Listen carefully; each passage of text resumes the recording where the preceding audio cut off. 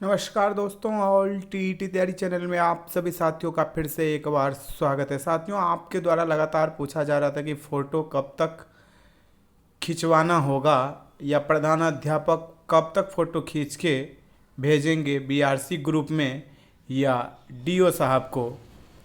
ये बात आप सभी पूछ रहे थे।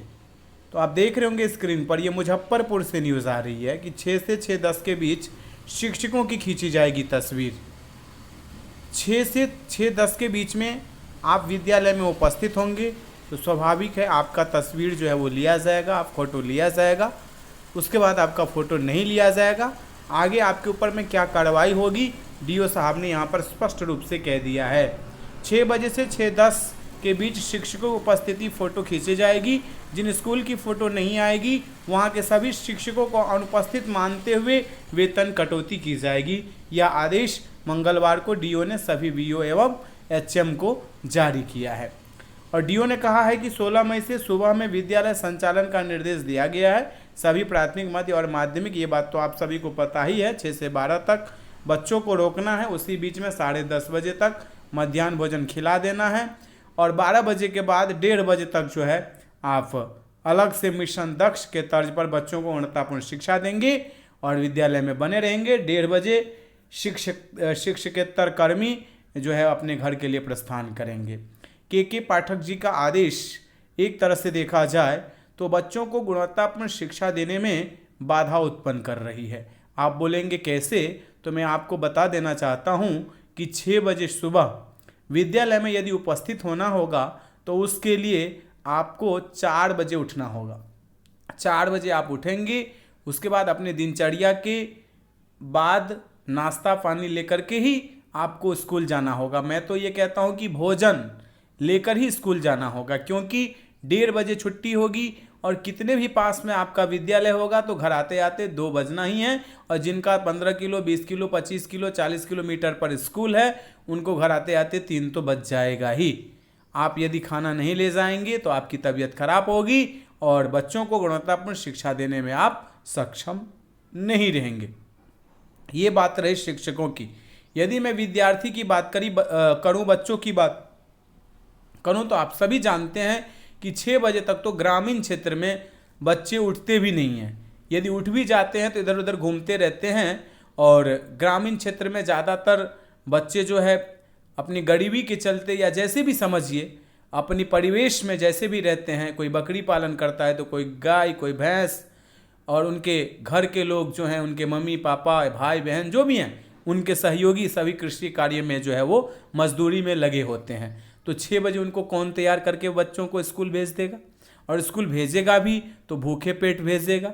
भूखे पेट भेजेगा, 10 बजे उनको मध्याह्न भोजन दिया जाएगा। 4 घंटे भूखे रख के उनको क्या किया जा सकता है? गुणवत्तापूर्ण शिक्षा दिया जा सकता है?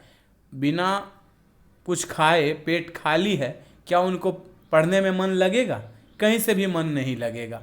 तो के पाठक जी का जो आदेश है वो बच्चों को गुणवत्तापूर्ण शिक्षा देने में कहीं ना कहीं बाधा उत्पन्न कर रही है, छात्र के तरफ से भी, शिक्षक के तरफ से भी और अभिभावक की तरफ से भी। आप 1 मिनट सोच करके देख लीजिए, 6 बजे विद्यालय खुलेगी, उसके लिए कितने भी पास में यदि आप रह रहे हैं तो सुबह आपको 4:30 बजे उठना ही होगा और उठ के विद्यालय पर आप जाएंगे। बच्चों को तो उठा के नहीं लाएंगे आप।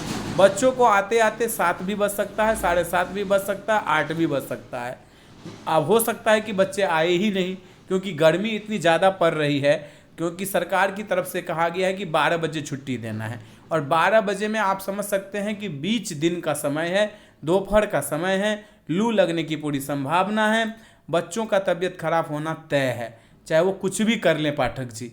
जो पहले का समय था सुबह 6:30 बजे से 11:30 बजे तक या 11 बजे तक, तो चलिए कहीं ना कहीं से जो है आपस में जैसे भी तालमेल करके, चाहे वो अभिभावक हों, चाहे वो शिक्षक हों, चाहे वो बच्चे हों, सभी जो है वो मतलब एक्टिव रहते थे। लेकिन ये जो आदेश है 1:30 बजे तक का, हमें नहीं लगता है कि ये सफल हो पाएगा, क्योंकि 7.5 घंटे बहुत होता है भाई। बिना खाए पिए खाली पेट आप कौन सी गुणवत्तापूर्ण शिक्षा देंगे स्कूल में? स्कूल में कोई खाना थोड़ी ना आपको देने जा रहा है। घर से यदि आप खाना बना के ले जाएंगे, स्वस्थ होंगे तभी आप खाना बना के ले जाएंगे, या आपके घर का लोग स्वस्थ होगा तभी आपको खाना बना के दे सकता है। कई हमारे साथी ऐसे कहते हैं कि अरे नौकरी किस बात की मिली है, मेहनत से क्यों डरते हो। मेहनत से कोई नहीं डरता है, पहले भी नहीं डरता था, बस ये जो परिपाटी है इससे डर लग रहा है। इससे इसलिए लग रहा है क्योंकि बच्चे भी विद्यालय आने में असमर्थ हो जाएंगे। जब बच्चे विद्यालय आएंगे ही नहीं तो टीचर जो है वो किसको गुणवत्तापूर्ण शिक्षा देगा। ये सबसे बड़ी यहाँ पर बात है। और इस बात को लेकर के बिहार के तमाम शिक्षक संगठन, शिक्षक, अभिभावक और बच्चे जितने भी हैं सभी परेशान चल रहे हैं, क्योंकि हमने देखा है, ज़मीनी स्तर पे देखा है, ग्रामीण क्षेत्र में चाहे वो आप शहरी क्षेत्र में कहीं भी देख लीजिए, इतने जल्दी बच्चे आपको विद्यालय में नहीं मिलेंगे, और मिलेंगे भी तो 12 बजे तक आपके पास में नहीं रहेंगे, क्योंकि ये इतनी गर्मी है और बीच दोपहर में घर वो कैसे जाएंगे भी तो उनको लू लगने की पूरी संभावना है। कोई भी अभिभावक अपने बच्चों को बीमार करके गुणवत्तापूर्ण शिक्षा देने के लिए तैयार नहीं होगा, और टीचर तो बीमार होगा ही होगा, क्योंकि 1:30 बजे छुट्टी होगी, घर आते आते 2 बजेगा उनको, 3 बजेगा उनको, क्योंकि बीच दोपहर में वो घर आएंगे, लू लगेगा उनको। स्वाभाविक है कुछ ना कुछ तो उनकी मतलब तबीयत खराब होनी तय है। तो स्वाभाविक है जैसी तबीयत खराब होगा तो बच्चों को गुणवत्तापूर्ण शिक्षा देने में वो आगे आएंगे ही नहीं, बस समय पास करेंगे। तो मेरा यही निवेदन होगा, बिहार के तमाम शिक्षकों की ओर से यही निवेदन होगा कि समय सारणी को सुधार किया जाए, जो हित में हो वो काम किया जाए।